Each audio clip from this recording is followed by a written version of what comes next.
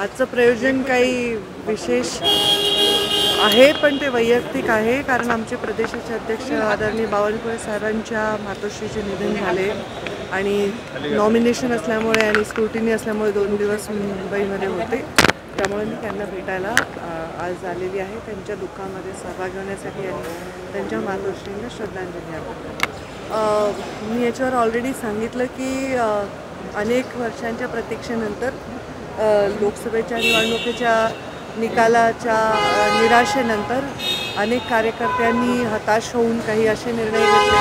5-6 लोकांनी आपला आत्महत्या करून जीव दिला. हे फार वेदनादायी होतं त्या प्रवासामध्ये आणि आता पक्षाने हा निर्णय घेतलेला आहे.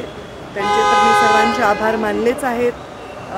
अगदी JP नड्डाजी, आदरणीय अमित भाई, आमचे प्रधानमंत्री, आपले देवेंद्रजी आणि बावनकुळे साहेब, त्यासमवेत त्या सर्व लोकांचे ज्यांनी 5 वर्ष कोणत्याही अपेक्षेविना निस्वार्थपणे प्रेम केलं आणि माझ्या पाठीशी खंबीरपणे उभे राहिले आणि त्यांच्यासाठी हे सर्व भविष्यातलं आयुष्य जे काही मला संधी मिळत राहतील ते समाजाच्या सेवेसाठी मी सदैव आधी दिलेलं आहे आणि भविष्यात देते.